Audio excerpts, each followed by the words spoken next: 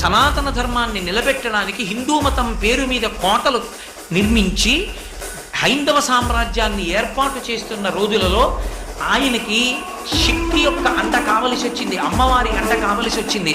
అటువంటి రోజులలో శ్రీశైల క్షేత్రానికి వెళ్ళి ఆ రోజులలో మీరు శివాజీ మహారాజు యొక్క చరిత్ర జరిగితే తెలుస్తుంది. హడిలిపోయారు మంత్రులు, సేనానులు. ఇదేమిటి ఇంత ప్రౌఢమైన వయస్సులో ఇంత యుద్ధ సమయంలో అకస్మాత్తుగా వెళ్ళి ధ్యానంలో కూర్చుంటున్నాడు, అసలు బయటికి రావట్లేదని.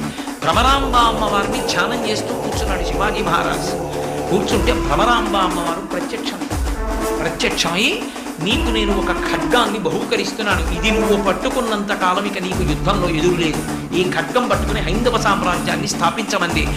భ్రమరాంబ అమ్మవారు కటాక్షించినటువంటి ఖడ్గాన్ని చేత పట్టుకునే శివాజీ హైందవ సామ్రాజ్యాన్ని స్థాపించాడు.